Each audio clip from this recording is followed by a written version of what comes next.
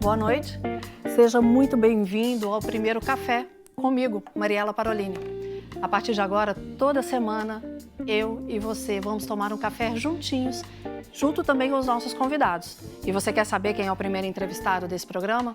Já te adianto, é uma figura de grande expressão em Minas e no Brasil. Fique comigo, o nosso programa só está começando e eu aproveito para te fazer um convite. Vamos tomar um café?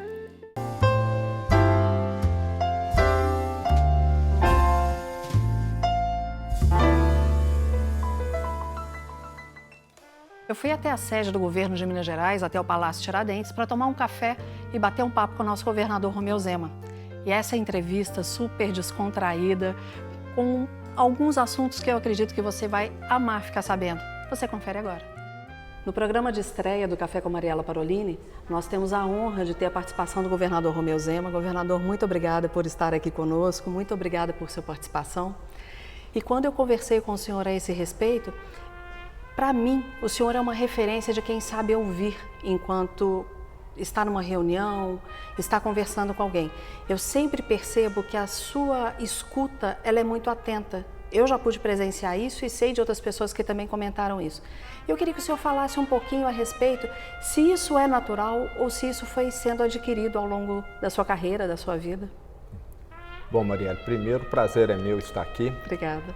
Uma satisfação enorme. Eu diria que tem um pouco de mim e tem muito de esforço nisso. Eu fui uma criança muito hiperativa, na época ainda não se diagnosticava isso, mas eu ficava extremamente só em atividade o tempo todo, subindo em árvore, em muro, em telhado, e tive até uma dificuldade para aprender a falar, devido não ficar quieto escutando. Então esse hábito de escutar surgiu depois. Mas com o tempo nós vamos percebendo que os outros podem somar muito com as nossas ideias e acho que a maturidade também faz muito diferença nisso. À medida que o tempo passa, a maioria de nós tende a ver que os outros, as ideias alheias podem agregar muito às nossas ideias. E profissionalmente eu vivi isso muito. Como eu fui gestor durante aí mais de 30 anos, eu vi que escutar a equipe é sempre bom, que você vai tomar decisões mais acertadas. Há muitas pessoas que acreditam que para ter uma boa oratória tem que simplesmente falar. Porque, eu tenho a ideia, eu preparei aquilo, eu domino aquele assunto e eu vou falar. Mas se as pessoas entenderem que quanto mais elas escutarem, mais elas aprendem, mais elas sabem o que dizer, fica muito mais fácil. O senhor percebe isso? Se numa reunião, toda vez que o senhor se coloca mais, é diferente do que escuta mais? Já percebeu se numa reunião isso faz a diferença? Já.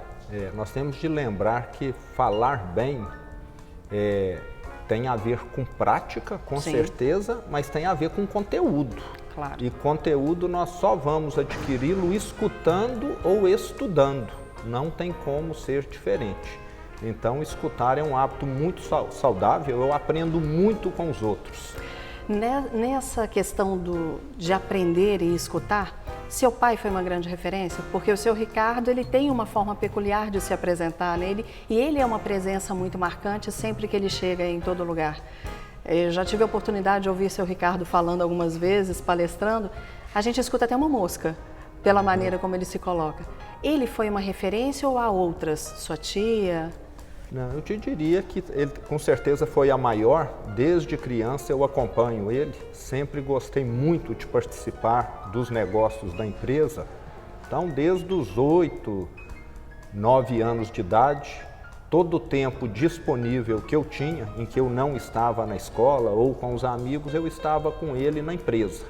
E sempre participei de tudo e acho que peguei um pouco dessa forma dele de atuar. Lembrando que ele teve uma vida muito sacrificada, perdeu o pai muito novo, foi arrimo de família aos 14 anos de idade.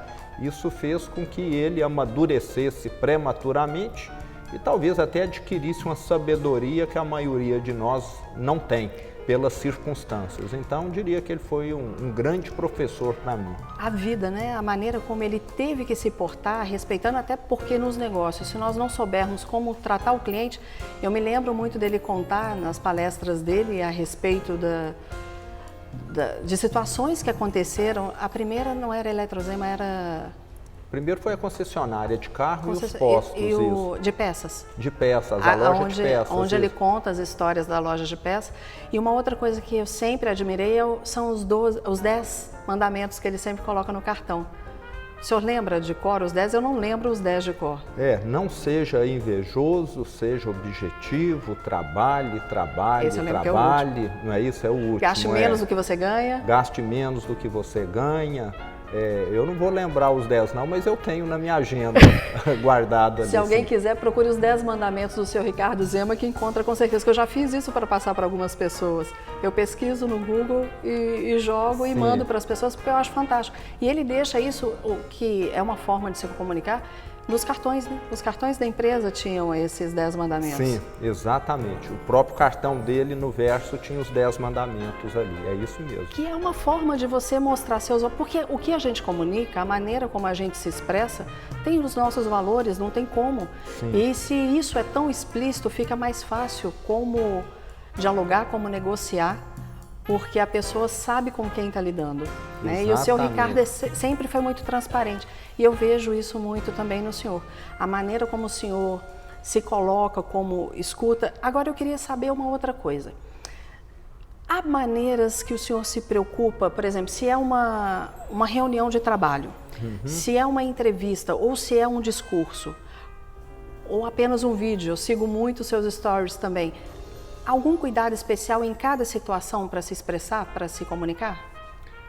Marielle, eu diria que é lógico, se você vai falar para um público que é mais constituído por especialistas, vamos dizer, eu vou falar para tributaristas, você tem que se inteirar um pouco mais daquele assunto.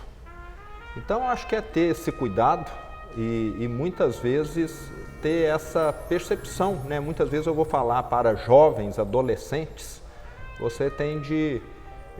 não é que você vai mudar o discurso, eu vejo que a linha é sempre a mesma, né? A direção, as diretrizes sempre as mesmas, mas você tem que ser breve, tem de colocar alguma coisa mais descontraída no meio, mas o que eu falo é que as pessoas não podem ter duas agendas. Sim. Falar uma coisa e depois falar o contrário, dependendo do público. Eu sempre falo a mesma coisa, que isso inclusive te torna mais leve.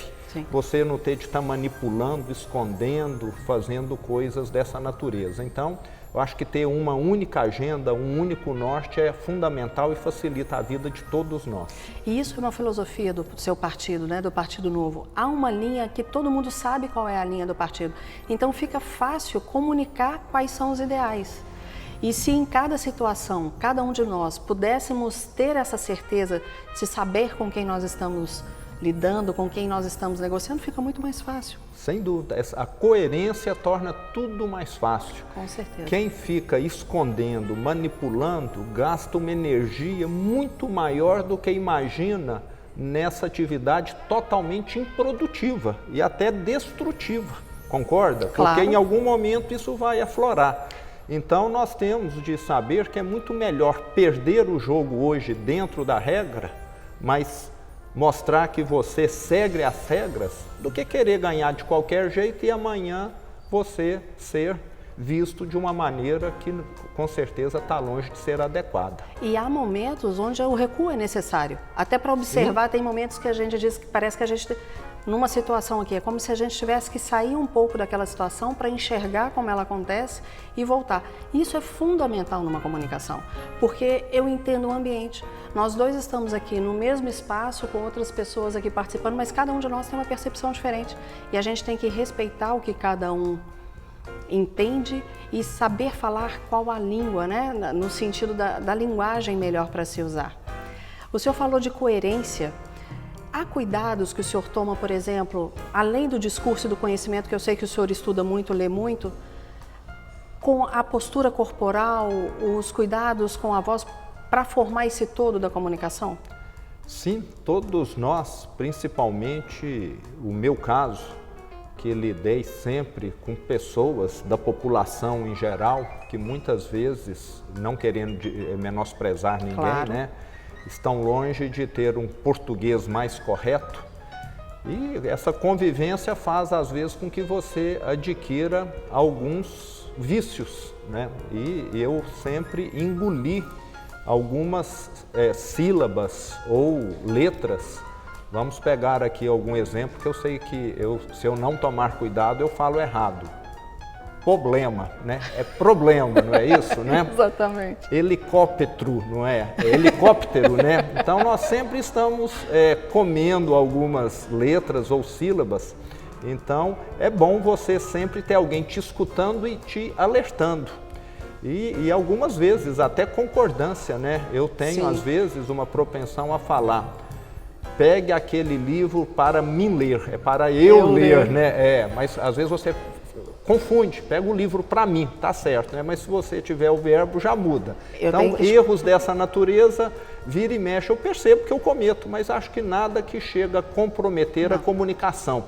Agora, aqueles erros muito pesados é que ficam difíceis, né, de tolerar e começam a doer um pouco no ouvido. Então, a pessoa tem de procurar melhorar, e acho que uma boa maneira de melhorar é lendo, porque todo texto bem estruturado tem um português adequado.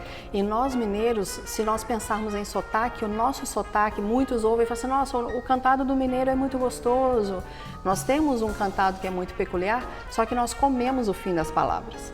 Então, se não tomarmos o cuidado, é o bonitinho, pequenininho, o cafezinho. Isso. E nós temos, porque agora o senhor também lida com outros estados, com outros, até outros países, né? E aí essa situação da fala, ela tem que ser, e ter atenção a ela, né? Mas vamos lembrar que durante a minha campanha, eu cheguei a ser criticado em algumas regiões do estado, porque o meu sotaque ali do Triângulo Mineiro é diferente um pouco do restante do estado. Dizem que lá nós puxamos o R, alguma coisa. Como eu estou em contato com pessoas de todo lugar o tempo todo, parece que essa percepção para mim quase que não existe. A não ser quando é um carioca, né, que fala lagosta, né? Aí você percebe claramente. Mas tirando um fato assim, para mim é quase que imperceptível. Mas sabe, até mesmo na sua campanha, a forma... Eu sempre disse isso muito para as pessoas na sua campanha. É a sua forma muito peculiar. E isso mostrou de onde o senhor é. Uhum. Isso demonstrou as suas qualidades, isso demonstrou os seus valores. E o quanto é forte isso, porque não era neutro. Uhum. Era o senhor. Sim. Então isso fez com que as pessoas acreditassem, tanto que o senhor ganhou com a margem grande como ganhou. Desde o início da campanha nós falamos, eu não tenho de mudar quem eu sou, senão você começa a fazer teatro. Exatamente. Né? Então eu fui a mesma pessoa que era durante a campanha e continuo sendo agora a mesma pessoa como governador. Então acho que isso te dá uma liberdade muito grande, que você não tem de estar encenando, você não tem de estar pisando em ovos o tempo todo. Então acho que todos deveriam realmente assumir quem são. Isso acho que facilita muito a nossa vida e torna ela muito mais leve.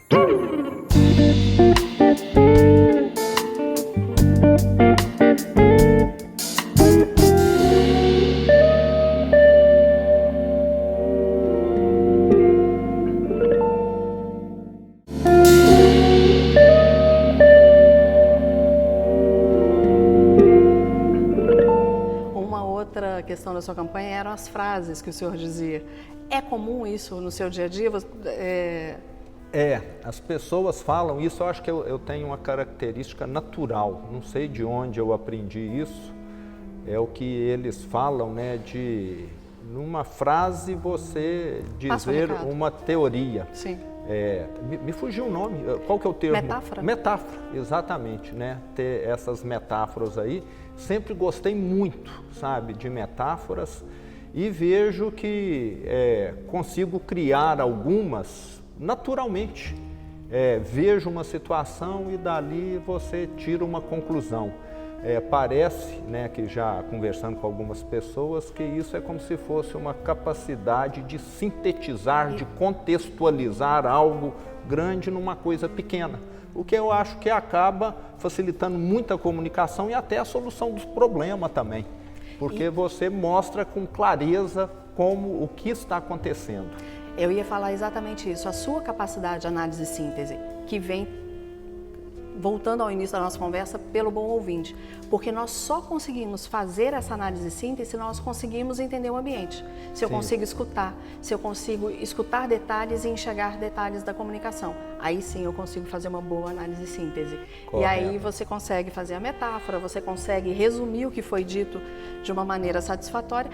Isso facilita a comunicação. Sem dúvida, muito. Porque ninguém quer escutar teorias e filosofia, fica muito difícil. Discursos longos, muito pesados, ninguém dá conta mais. Ninguém dá conta, não. Nos seus discursos, algum cuidado especial, por exemplo, tempo? Claro, como o senhor já disse, vai depender do público, vai depender do tema, do público e do tema. Sim. Mas algum cuidado, por exemplo, com tempo de discurso, tamanho de letra para poder enxergar enquanto está no papel, algumas coisas práticas assim. O senhor tem algum cuidado? Tenho. Primeiro, tempo, né? Acho que na pior das hipóteses, quando você tem de falar muito, 20 minutos. Acho que ninguém deveria nunca exceder 20 minutos. Esse é o tempo assim já em excesso. Sim. Né? Passar de 20 seria, eu acho que, algo já criminoso já. O ideal, quem fala e para quem escuta. Talvez o ideal é 5 a 10 minutos. Concordo. Né? Mas tem falas que você precisa passar mais informações, talvez prolongue um pouco. E acho que evitar ler, é lógico que em algumas ocasiões, né, devido a questões protocolares, você tem de ler em alguns eventos. E sempre eu levo, muitas vezes manuscrito, numa folha, só os pontos principais para você não esquecer nenhum. Exatamente. Você coloca só os tópicos. Então eu levo lá tipo 8 tópicos, 10 tópicos para mim passar um por um, porque a memória nossa sempre esquece alguma coisa. Então eu não confio muito na minha memória. Por mais que treine, você sempre pode, muitas vezes, deixar alguma coisa importante de fora. Então você tendo aquilo ali na sua frente, você vai seguindo e não tem perigo de esquecer nada. Então acho que os cuidados maiores são esses. E como eu falei, ver quem é o público e qual a mensagem que é mais adequada, sem tirar a coerência do contexto. Costuma ler antes? Treinar antes? Ler sempre, né? Mas treinar antes? Não, só quando eu tenho de ler mesmo, que muitas vezes alguém me ajuda a escrever, aí eu gosto de ler para ver pontuação, trocar alguma palavra, mas para poder falar para o público, eu vejo até que a prática, né? Lembrando que no ano de 2018 eu fiquei em campanha e fazia isso algumas vezes por dia, às vezes 10, 15 vezes por dia em grupo, e hoje constantemente tenho de fazer alguma fala, isso vai facilitando. Sim, o hábito e a prática. O hábito é a prática, mas vamos pegar aí a minha vida pré-política, eu sempre dava uma revisada antes, sim. Com a prática vai facilitando. No seu discurso no dia da posse, era nítido a sua presença naquele discurso, né? Era você, era o senhor que estava ali, era o seu texto, né? Então isso é muito importante. Quando a gente vai se expressar, que seja num discurso, num momento tão protocolar como aquele, mas deixar a sua marca. Exato. E por falar em deixar a marca, tem algum livro que o senhor leu a respeito de expressividade, oratória, comunicação, que gostou muito? Tenho. Já li alguns, né? O mais recente foi até um que eu coloquei nas redes sociais, do Heródoto Barreto. Eu não li aquele livro ainda, eu printei para poder comprar aquele livro, porque eu ainda não li aquele livro. Ele é bom que ele é um livro pequeno, Sim. Né? Tem lá suas 100 e poucas páginas, bem objetivo, bem prático. Então, esse livro eu recomendo, gosto muito dele. Tem os livros do Reinaldo Polito. Tem o Polito e o Passadori. Isso. Conhece o Passadori? O Passadori não. Muito os do bons. Polito eu já li, também são bons, mas já tem tempos que eu li já. E tem, que eu li mais recentemente, que não deixa de ajudar, os livros que falam de quem fala no TED Talks. Que também são muito bons. Tem 2 livros que falam a respeito do TED Já Talks. leu então os 2? Já li os 2. São muito bons. São São excelentes. Então, acho que sempre você tira, mensagens boas ali, ideias boas, cuidados que você deve tomar sempre, porque muitas vezes nós esquecemos de coisas que são a verdadeira casca de banana, né? Tipo, não ficar mexendo com a mão travada, coisa ou do mexer tipo, demais, ou mexendo demais. Numa entrevista, tomar cuidado com o microfone. Isso, exato. Então, algumas coisas, né? Piadas, não é hora de fazer piada, né? Acho que piada você faz em um grupo restrito, que você conhece muito bem. Então, acho que sempre tem dicas boas. Se tivesse num curso de oratória e pudesse deixar uma frase para quem estivesse ali, qual frase ou cuidado diria às pessoas? Seja breve e objetivo, porque ninguém está com muito tempo para poder ficar escutando, não é? Exatamente. Governador, muito obrigada mais uma vez, mas antes eu gostaria de deixar com o senhor, licença que eu vou pegar aqui com a Luzinalva. Esse é um quadro que a Gel Victor Artes mandou para o senhor. Ela é uma fotógrafa que faz belíssimas imagens. Foi impresso em papel de algodão como uma obra de arte para o senhor.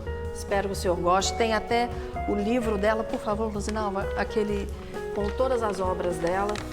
E o que eu achei interessante, depois o senhor vai ver e me conta, o que lembra exatamente essa imagem. Aqui tem todas as obras dela, como dedicatória. De nome eu pro já senhor. conheci. Muito obrigado. Tá, Gel Victor. E aqueles livros que estão ali, por favor, Luzinalva. Tá aqui. Esse é o quadro. Esse aqui? Esse é o que ela mandou para o senhor. E eu achei que forma um Z. Tem aqui, tem. E o que é interessante, ela fez numa câmara escura com cordas e fotografou, por isso que chama frequência, porque são as frequências da corda naquele momento escuro. Esses 2 livros, Maurício Amorim, do Mastermind, mandou para o senhor com dedicatória. Muito Não sei obrigado. se o senhor conhece, são baseados em Napoleão Hill. E esse aqui, meu e do Emílio, com muito carinho. Um que tem um capítulo meu e outro que tem um capítulo do Emílio. Muito obrigado. Tá bom? E mais uma vez, muito obrigada. E no que precisar, pode sempre contar conosco.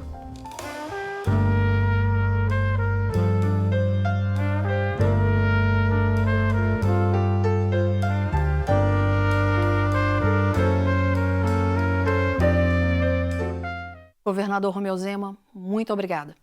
Esse programa de estreia com a sua participação faz toda a diferença. Como eu já te disse, fico muito honrada. Agradeço a forma como nos receberam a mim, a equipe da Rede Super, aí no Palácio Tiradentes. Agradeço a sua equipe por toda a disponibilidade, por nos ajudar a compatibilizar as agendas e conseguir fazer esse programa de estreia com o senhor. E você vai perceber que todos os convidados, quando nós conversarmos, nós vamos falar exatamente sobre habilidades. Cada um deles desenvolveu a carreira com habilidades que às vezes já tinham, outras eles foram adquirindo. Mas o que eu quero que você pense, presta atenção no que o governador disse. Quanta coisa ele foi aprendendo ao longo da carreira. E você também pode. E se você quer se apresentar para um público, se você quer fazer diferente, busque as habilidades que você tem e as aprimore. Se tem alguma coisa que te incomoda, busque ajuda. Tem sempre alguém, se inspire em alguém. A gente sempre tem alguém para se inspirar e isso faz muita diferença. Vou te esperar sempre para o nosso café aqui. Eu tenho certeza que você vai amar as conversas que nós teremos, vai aprender muito com elas. E aproveitando, eu quero agradecer aos nossos parceiros. Gel Victor Artes, por essas obras maravilhosas que estão no cenário e também pela obra que nós presenteamos o governador. Central Press, por essas tapadeiras aqui do nosso cenário. A arquiteta Amanda Barros e a designer de interiores Débora Espírito Santo, porque sem elas esse cenário belíssimo não aconteceria. E quero agradecer aquelas que são responsáveis por me vestir. Gilce, da Made in Minas, Loja Atmo, e Eliana Lages, Joias em Crochê. A todas vocês, meu muito obrigada e que Deus as abençoe. Semana que vem eu espero vocês para mais um café. E toda vez que alguém te chamar para mais um café, toda vez que eu ouvir a frase, vamos tomar um café, lembra do Café com Mariela Parolini e eu estou te esperando aqui na Rede Super.